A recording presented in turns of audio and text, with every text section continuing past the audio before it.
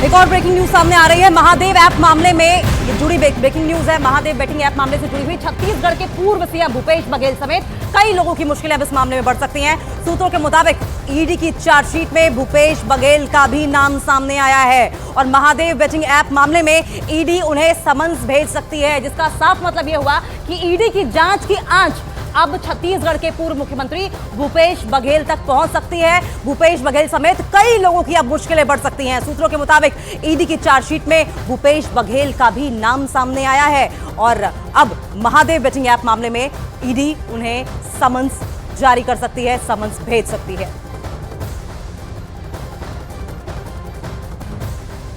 दरअसल आपको बताएं कि महादेव बेटिंग ऐप मामले में हवाला कुरियर असीम दास के मोबाइल से ईडी को एक 29 सेकंड का ऑडियो भेजा गया था और यह मैसेज दुबई में बैठे शुभम सोनी ने असीम दास को भेजा था। बताया गया कि इसी ऑडियो मैसेज की वजह से भूपेश बघेल की मुश्किलें बढ़ सकती हैं।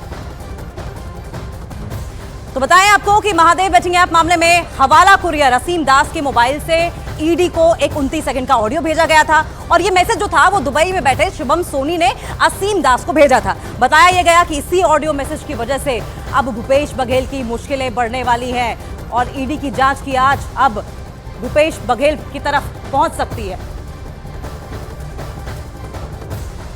और उधर कांग्रेस नेता और छत्तीसगढ़ के पूर्व सीएम टीएस सिंहदेव ने पूरे मामले को राजनीतिक स्टंट करार दे दिया है।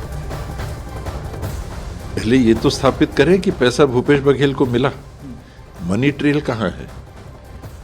नगद पैसा तो असीम दास के यहां मिला। अब जो खुद आरोपी हो गया है, मैं तो ये मान सकता हूं कि अपने आप को बचाने के लिए उसे ऐसा बयान दे दिया जो स्वयं उसने कहा कि मेरे को दबाव डाल के बयान करवाया गया। तो उसको बचाना है, इनका नाम लो, फिर तुमको देखेंगे, बचाएंगे तुमको। तो इस प्रकार की कार्रवाई में नगद तो दिखे पैसा, कहां से कहां गया वो पैसा, आपको मिला, मेरे को मिला, मैंने फिर किसको दिया, आपने किसको दिया, वो रास्ता तो दिखे, पैसा तो दिखे, कहां गया, उसका कहां इस्तेमाल हुआ, किस बैंक के खाते में गया, किस चीज में उपयोग किया गया, कोई जमीन खरीदी गई, कहां गया वो पैसा। हवा हवा में आरोप लगा के कार्रवाई करना, तो फिर आप किसी के ऊपर कुछ भी कर सकते। तो छत्तीसगढ़ में नहीं बल्कि ईडी का अलग अलग राज्यों में एक्शन जारी है। भ्रष्टाचार के खिलाफ ईडी की कार्रवाई लगातार की जा रही है। सबसे पहले बंगाल की बात करेंगे, जहां ईडी ने टीएमसी नेता शंकर आध्या को गिरफ्तार किया। वहीं हरियाणा के यमुनानगर की दूसरी तस्वीर हम आपको टीवी स्क्रीन पर दिखा रहे हैं, जहां सोनीपत में ईडी ने बड़ी कार्रवाई की है। यमुनानगर में आईएनएलडी यानी कि इनेलो के पूर्व विधायक के घर से करोड़ों कैश और उसके साथ साथ अवैध हथियार भी बरामद किए।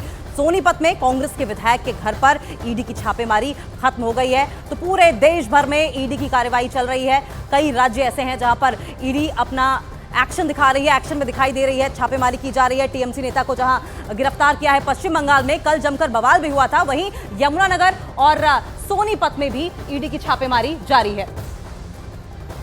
तो आईएनएलडी यानी कि इनेलो पार्टी के पूर्व विधायक दिलबाग सिंह के यहां ईडी की छापेमारी का आज तीसरा दिन है। ईडी की यह कार्रवाई अवैध तौर पर किए गए खनन से जुड़ा मनी लॉन्ड्रिंग का मामला है। हरियाणा के यमुनानगर में छापेमारी में कल ईडी ने 5 करोड़ रुपए जब्त किए थे।